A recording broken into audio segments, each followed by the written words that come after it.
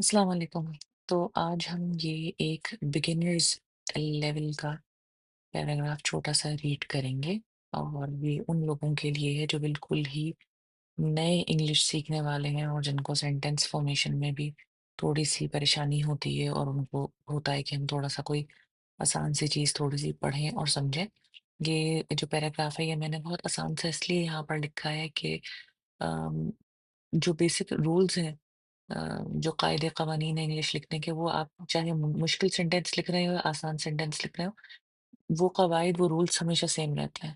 ٹھیک ہے، تو پہلے آسان جملوں کو دیکھ لیں، ان کو سمجھ لیں، تاکہ پھر آگے جا کے ہم تھوڑے سے اس سے زیادہ ڈیفیکلٹ جو ہے سینٹینسز وہ کر سکیں۔ اور سیکنڈلی یہ جو بگنرز لیول کے پیراگرافس ہیں یہ بچوں کے لیے بہت ہیلپ فل ہیں، جن کو چھوٹے چھوٹے ایسیز اسکول میں لکھنے ہوتے ہیں اور ان کو سمجھ میں نہیں آتا کہ ایک رینڈم بات کیسے اسٹارٹ کریں۔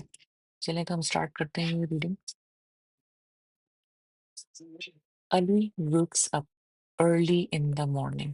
ٹھیک ہے، ارلی کا مطلب پتہ ہے کہ سویرے، ویکس اپ کا مطلب ہے اٹھتا ہے۔ اب کیونکہ علی ایک سنگل آدمی ہے، ایک مطلب سنگل سے مراد یہ ہے کہ ایک شخص ہے، اس لیے ہم اس کا نام ویکس اپ کرتے ہیں۔ بہت سارے لوگ یہ سمجھتے ہیں کہ اگر چیز فلورل ہے یعنی کہ جمع میں ہے، یعنی بہت سارے لڑکے ہوتے، اگر بوائز ہوتا ٹھیک ہے تو ویک ہوتا،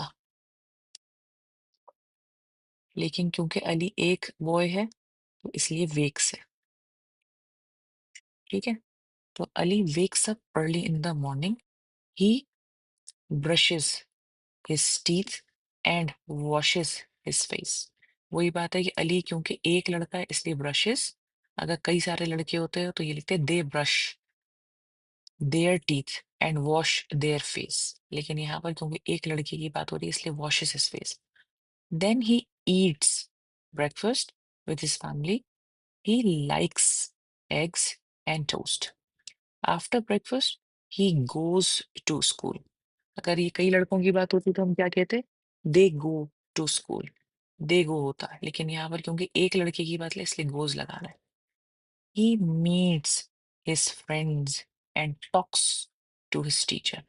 دیکھیے ہر چیز میں ایسا ہے، meets talks۔ Ali feels happy because he enjoys learning new things every day۔ ٹھیک ہے، تو بڑی سمپل ہے، کافی آسان ہے۔ علی wakes up early in the morning۔ He brushes his teeth, washes his face, and then he eats breakfast with his family۔